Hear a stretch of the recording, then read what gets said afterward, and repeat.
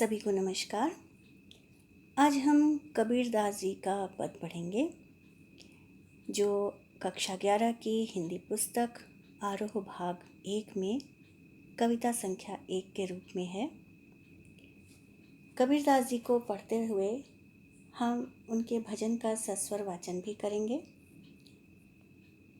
तो पहले भजन की 2 पंक्तियां सुनिए।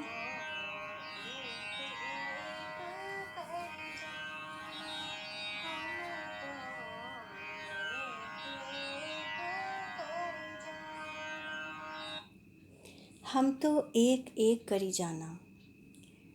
आज हम कबीरदास जी के इस बहुत ही सुंदर पद को पढ़ेंगे। उससे पहले कबीरदास जी के बारे में जान लेते हैं। मुगल काल का जो मध्यकाल का जो पूर्व अर्ध भाग है अर्थात पूर्व मध्य काल है, उसे भक्ति काल कहा गया है। यह मुगल काल भी कहलाता है।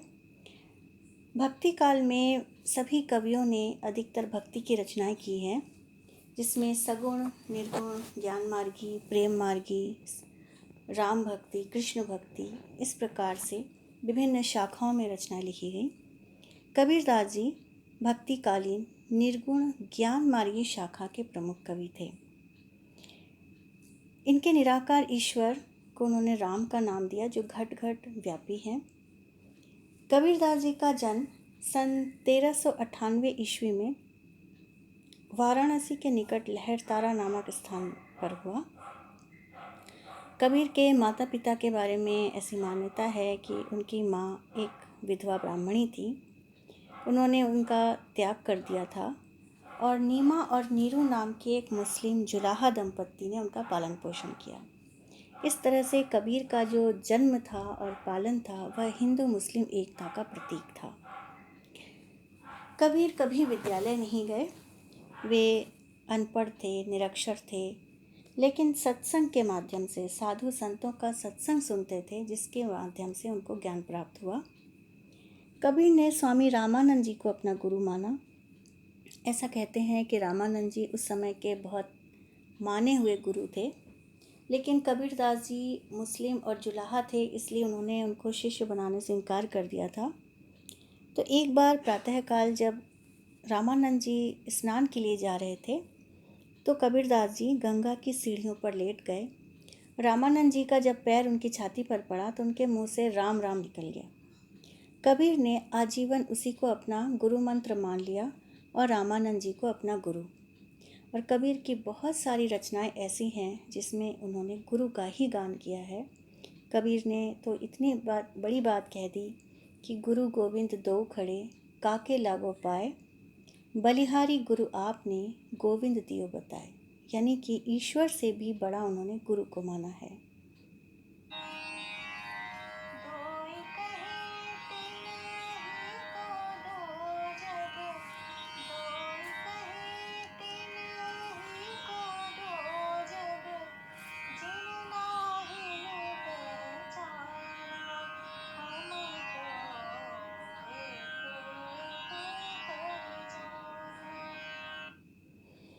कबीरदास जी ने जो भी रचनाएं रची वो मौखिक रूप से रची।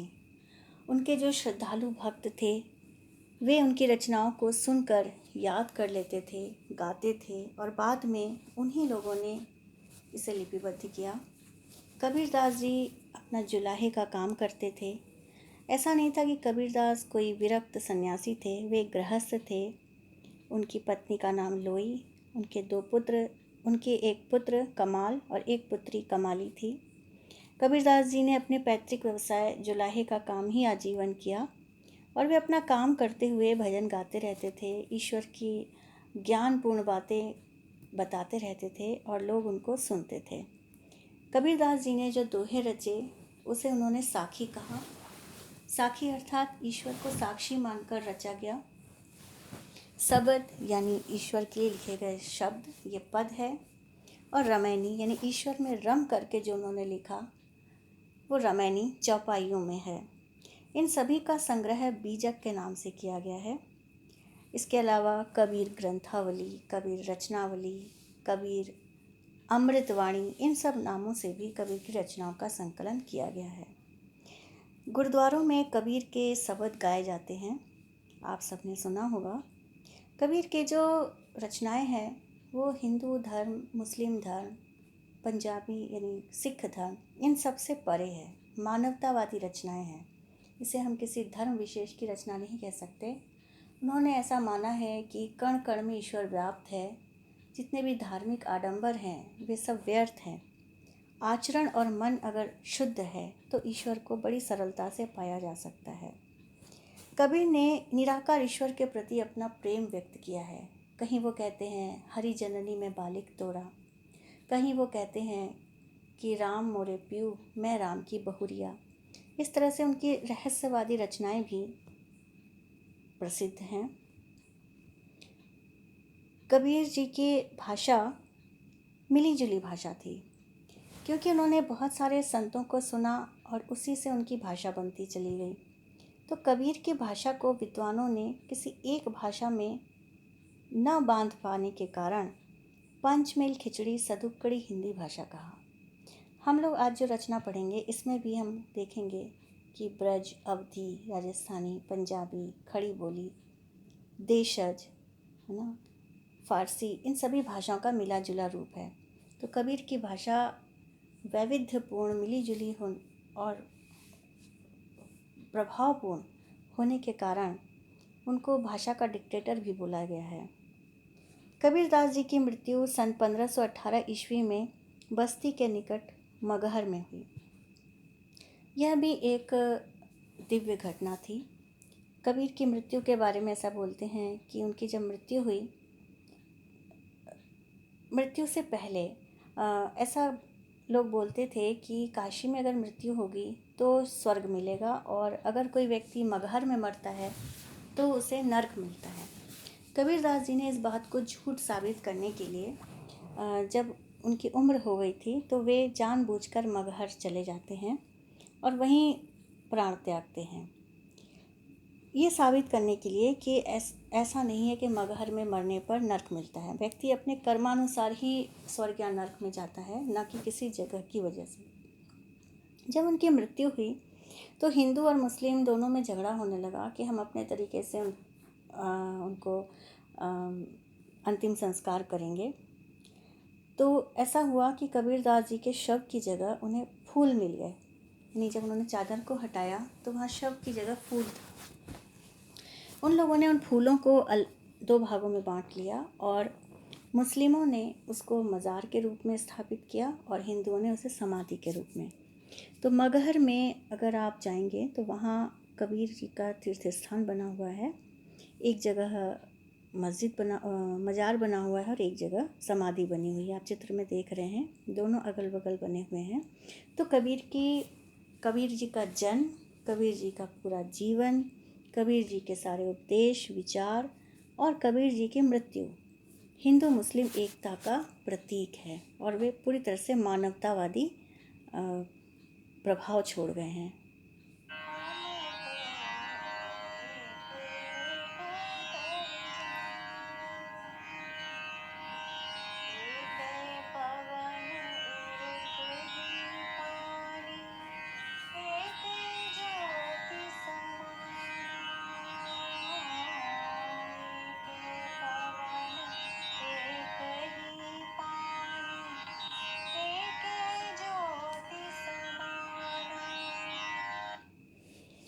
हम तो एक एक करी जाना, दोई कहे तिन्ही को दो जग, जिन नाहिन पहचाना।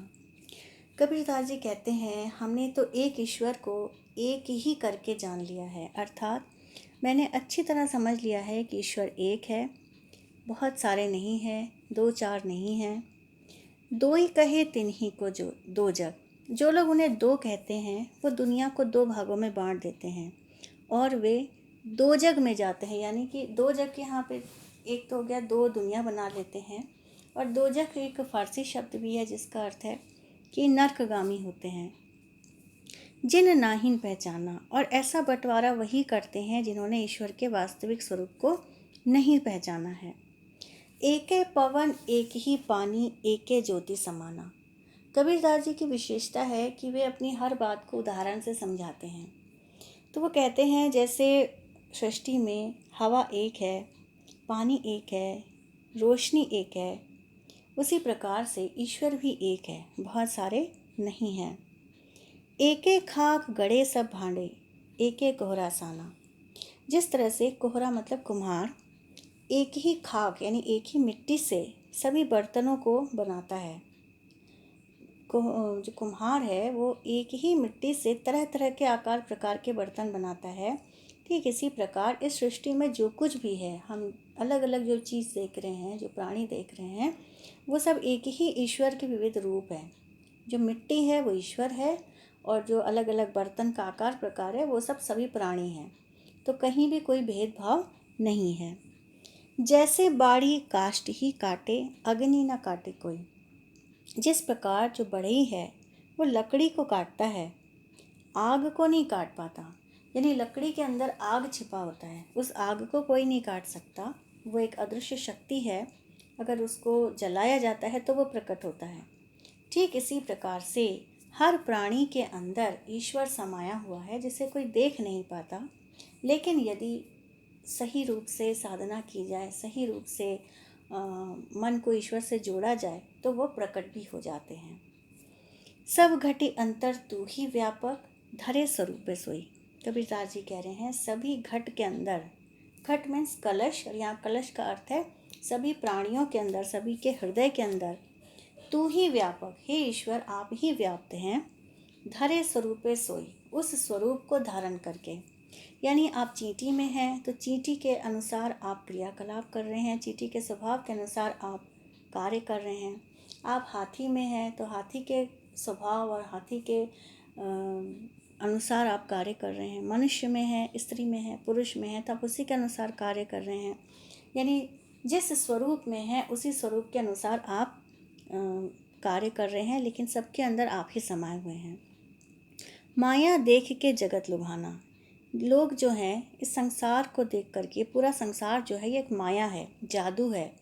यानी कि जो आकर्षण यहाँ दिख रहा है, मृत्यु के एक पल में ये सब कुछ खत्म हो जाता है। व्यक्ति ना कुछ साथ लेकर आता है, ना कुछ साथ लेकर जाता है, लेकिन पूरी ज़िंदगी वो सब कुछ जोड़ने में लगा रहता है, और एक पल में सब कुछ छोड़कर उसे जाना पड़ता है। तो कबीरदास जी कह रहे हैं कि जो संसार है वो माया देखकर लुभाया हुआ है, उसके आकर्षण में पड़ा हुआ है। माया मतलब सांसारिक जो लोभ है, मोह है, इन सब के आकर्षण में पड़ा हुआ है। काहे रे न गर्वाना, हे मनुष्य तुम किस बात का गर्व कर रहे हो? तुम्हारा है ही क्या जो तुम इसका गर्व कर रहे हो? तुम अपना घर, परिवार, धन, दौलत, सम्मान सब कुछ एक पल में छोड़कर चले जाओगे, तो तुम किस बात का घमंड कर रहे हो? निर्भय भया कछु नहीं व्यापे, कहे कबीर दीवाना। कबीर जो है वो दीवानों की तरह कह रहे हैं। दीवानों की तरह मतलब कबीर जो है वो ईश्वर के दीवाने हो चुके हैं, और वो पागलों की तरह कह रहे हैं कि जो व्यक्ति इस सच को समझ लेता है कि कण कण में एक ही ईश्वर व्याप्त है, ईश्वर दो चार नहीं है, वह व्यक्ति हमेशा के लिए निर्भय हो जाता है। उसे किसी बात का कोई डर नहीं रहता, और कछु नहीं व्यापे, उसे माया बिल्कुल नहीं व्यापती है, उसे किसी भी प्रकार का कोई नुकसान नहीं होता। तो फिर वही बात कह रहे हैं कि हम तो एक एक करी जाना।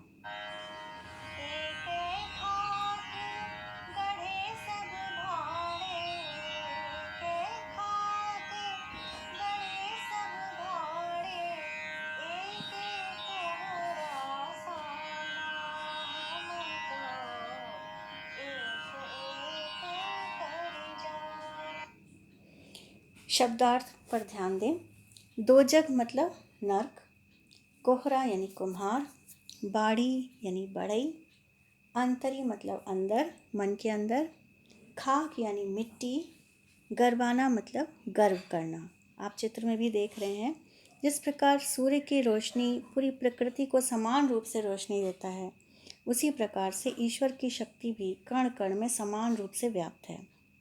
जिस प्रकार बढ़ई लकड़ी को काटता है, उसके अंदर के आग को नहीं काट सकता, उसी प्रकार शरीर तो मरता है, लेकिन उसके अंदर की जो आत्मा है, जो परमात्मा का रूप है, वो कभी खत्म नहीं होता।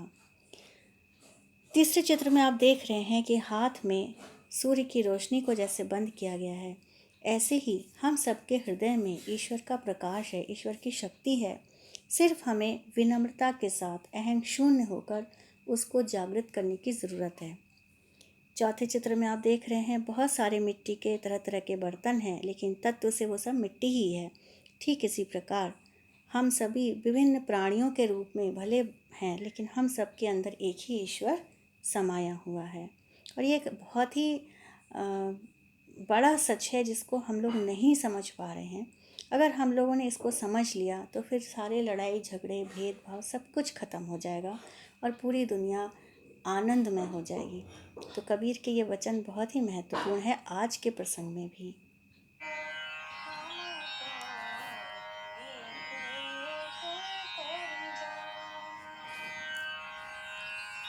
जैसे बाण काष्ठ ही काटे, अग्नि न काटे कोई। जैसे बाण काष्ठ ही काटे, अग्नि न काटे कोई। इस पद में काव्य सौंदर्य बहुत तो नहीं है, लेकिन फिर भी बहुत कुछ है। इसकी भाषा जैसा मैंने बताया था कि देशज एवं फारसी मिश्रित पंचमेल खिचड़ी सदुक्कड़ हिंदी भाषा है। रस जो है वह शांत रस है। शांत रस वहाँ होता है जहाँ मन को शांति मिलती हो, जहाँ उपदेश हो, जहाँ ज्ञान की बात की जाए। पद छंद है। अनुप्रास अलंकार है। अनुप्रास अलंकार जैसे जहाँ भी अक्षरों की आवृत्ति हो रही है वहाँ अनुप्रास अलंकार है। आप यहाँ देख सकते हैं, गढ़े सब भाड़े, है ना। इसी प्रकार से स्वरूपे सोई, फिर नर गरबाना और एके पवन, एक ही पानी, एके, ये सब जो है अक्षर पुनरावृत्ति हो रहा है, इसलिए यहाँ पर अनुप्रास अलंकार है। दृश्य बिंब है, प्राकृतिक बिंब है, सामाजिक बिंब है और सांस्कृतिक बिंब है। क्योंकि यहाँ पे कुम्हार की कला, बढ़ई की कला, ये सब है, तो सामाजिक और सांस्कृतिक बिंब भी है। उपदेशात्मक शैली है, कबीर ने उपदेश दिया है। चित्रण है, इसलिए चित्रात्मक। वर्णन किया है, इसलिए वर्णनात्मक। और उदाहरण से अपनी बात कही है, इसलिए उदाहरण शैली है। प्रसाद गुण है, इसमें कोमल और कठोर दोनों प्रकार के अक्षरों का प्रयोग किया गया है। जैसे ढ़ है, ये कठोर अक्षर है। भाड़े, ये भी कठोर अक्षर है। पवन कोमल अक्षर है। इसी प्रकार सब कोमल अक्षर है, कोमल शब्द है।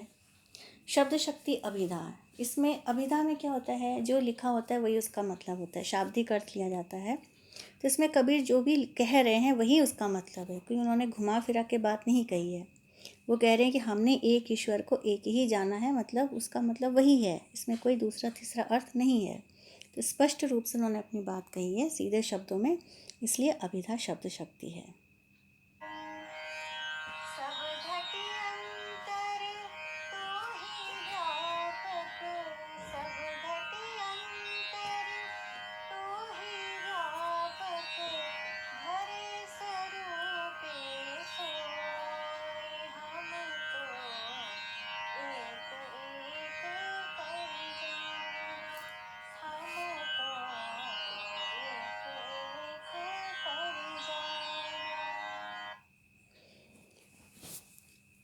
हम लोगों ने जितना पढ़ा उस पर आधारित कुछ प्रश्न हैं।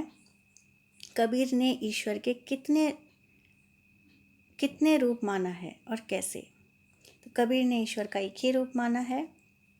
कैसे? वो कहते हैं कि जैसे हवा, पानी, रोशनी, मिट्टी सब एक है, आग सब एक है, उसी प्रकार से ईश्वर भी एक है जो कण कण में समाया हुआ है। कबीर ने कुम्हार और बढ़ई का उदाहरण क्यों दिया है? तो कुम्हार और बढ़ई का उदाहरण देकर कबीर समझाना चाह रहे हैं कि ईश्वर कण कण में समाये हुए हैं, विभिन्न प्राणियों के रूप में ईश्वर ही है। हमें सबके प्रति मनुष्यता का व्यवहार करना चाहिए। तो कबीर ने ईश्वर के एक होने को समझाने के लिए इनका उदाहरण दिया है। कबीर ने उदाहरण शैली का प्रयोग कहाँ किया है? तो यहाँ जहाँ पर है, एके पवन एक ही पानी, एके ज्योति समाना, एके खाक गढ़े सब भांडे, एके कोहरा साना, जैसे बाढ़ी काष्ठ ही काटे अग्नि न काटे कोई, सब घटी अंतर तू ही व्यापक धरे स्वरूपे सोई। इसमें उदाहरण शैली है। पंच तत्व कौन से हैं? तो क्षिति जल पावक गगन समीर, अर्थात हवा, पानी, रोशनी यानी प्रकाश, मिट्टी और शून्य यानी आकाश। ये 5 तत्व हैं जिससे यह सब कुछ बना है। दृश्य बिंब का एक उदाहरण दीजिए। तो दृश्य बिंब में आप कुम्हार वाली पूरी पंक्ति ले सकते हैं, बढ़ई वाली पूरी पंक्ति ले सकते हैं, माया वाली पंक्ति ले सकते हैं, माया देख के जगत लुभाना।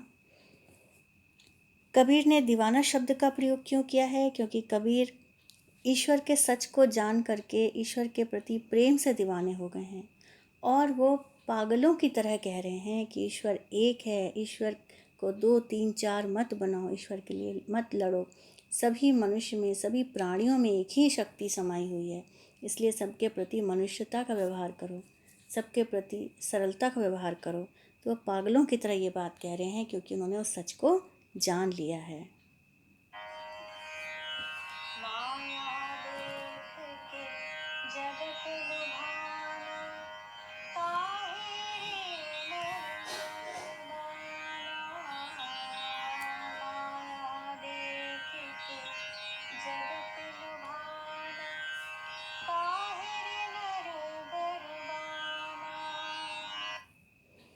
आपके लिए कुछ गृह कार्य और परियोजना कार्य है। कबीरदास जी ने ईश्वर का स्वरूप कैसा बताया है? कबीर की भाषा शैली उदाहरण सहित बताइए। कबीर की कुछ प्रसिद्ध पदों या दोहों का संकलन कीजिए। आप किसी एक भाव के पद भी ले सकते हैं या दोहे ले सकते हैं, जैसे गुरु महिमा पर ले लीजिए या कोई और विषय ले लीजिए। कबीर के विचारों की प्रासंगिकता पर एक लेख लिखिए। आपको बताना है कि कबीर के जो विचार हैं वो आज की सामाजिक या आज के जो देश दुनिया की स्थिति है उसमें कहाँ तक सही है। बहुत बहुत धन्यवाद। मुझे आशा है आपको यह पद समझ आ गया होगा। नमस्कार।